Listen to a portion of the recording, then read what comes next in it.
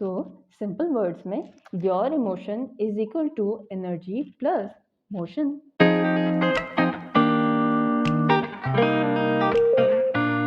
बिस्मिल्लाहिर्रहमानिर्रहीम, अस्सलाम वालेकुम। अच्छा, मैं अपने क्लिनिकल सेटअप में जब काम कर रही होती हूँ ना, मेरा ज़्यादा वास्ता पड़ता है लोगों के इमोशनल इश्यूज़ के साथ या उनके बिहेवियरल इश्यूज़ के साथ। तो अक्सर लोग जो ना मुझे ये बहुत जो है ना कॉमन मेरे पास सवाल आता है कि अच्छे इमोशंस क्या हैं, हायर वाइब्रेशनल इमोशंस क्या हैं, या आपके अंदर जो इमोशंस हैं वो किस तरह से हम जो है ना रेगुलेट करें, एडिक्शन से किस तरह बचें। तो ये बहुत सारे सवाल हैं जिसकी पहले आपकी मैं बेसिक सेट करना चाह रही हूँ कि आपको पता हो कि बेसिकली इमोशंस हैं क्या। ठीक है, बहुत सारे लोग हैं हमारे यहाँ पे अनफॉर्चुनेटली जिनको अपने इमोशंस का पता ही नहीं है, वो अपने इमोशंस के साथ अट्यून्ड ही नहीं है। ठीक है, तो जब तक आपको पता ही नहीं होगा अपने बारे में या आप किस तरह से फील कर रहे हैं, ठीक है, अक्सर लोगों को वाकई नहीं पता होता। तो जब तक आपको नहीं पता है, आप इसको मज़ीद हेल्प आउट नहीं कर सकते हैं कि इसको चेंज करना है या किस तरह से रेगुलेट करना है। तो सबसे पहले आपके इमोशंस क्या हैं, ये मैं आपको एक एनालॉजी से बता देती हूँ, ठीक है? अकॉर्डिंग टू फ्रॉइड, फ्रॉइड जो है ना उन्होंने टर्मिनोलॉजी यूज़ की है लिबिडो की।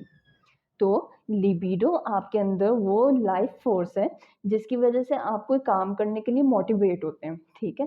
और अगर आप वो काम कर लेते हैं तो आपकी जो है ना वो ड्राइव पूरी हो जाती है और फिर जो है ना वो नीड अगर नहीं अराइज़ होगी तो फिर वो करोगे। तो वो जो है ना नीड एंड ड्राइव का एक साइकिल चलता रहता है कि आपके अंदर एक जो है ना इमोशन प्रोड्यूस हुआ, आपने उसके अकॉर्डिंगली एक काम किया, एक बिहेवियर शो किए और उसके बाद फिर इमोशन फिर बिहेवियर, ठीक है?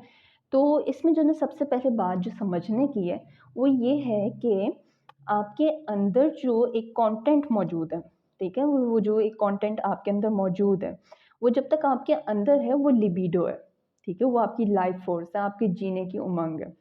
तो जब वो फ्लो में आती है, ठीक है? फॉर एग्ज़ाम्पल ऐसे, राइट?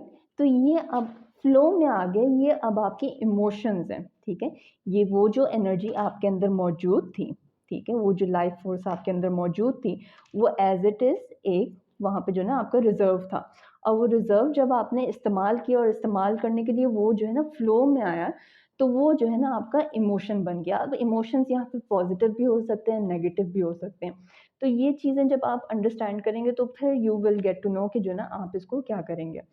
अब एक और बात जो समझने वाली है, वो ये है कि क्या हम अपने इमोशंस को सप्रेस करेंगे? लाइक आपने इसको प्रेस किया, वो इमोशंस आपके फ्लो में आए, तो क्या आप उसको पकड़ सकते थे? पकड़ के काबू करके एक जगह इकट्ठा करके कि नहीं ये कहीं नहीं जाना चाहिए? क्योंकि एक टर्म है इश्क और मुश्क, छुपाए नहीं छुपते। तो अगेन जो एक चीज़ फ्लो में आ गई है उसने अपने आप को शो करना है। नहीं करेंगे, सप्रेस करेंगे तो फ्रॉइड ने कहा है कि आपके जो इमोशंस आप सप्रेस कर लेते हो, वो बाद में एक बुरी शक्ल में सामने आएँगे। तो सप्रेस करना उसका हल नहीं होता है।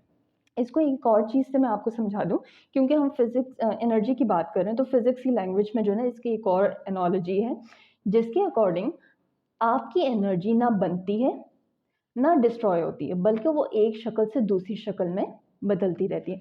तो यानी आपके अंदर जो कंटेंट है वो ना बना है, वो आपने कहीं से वो कंटेंट इकट्ठा की है, ठीक है?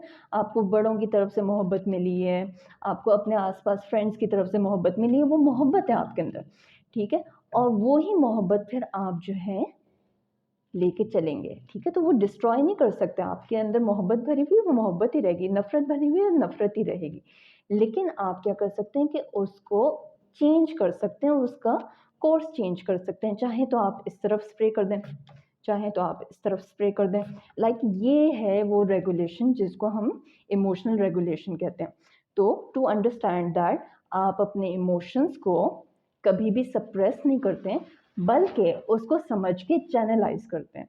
तो आई होप ये आपकी जो है ना इन्फॉर्मेशन में एक नई चीज़ थी and it will help you along. Fee Aman Allah.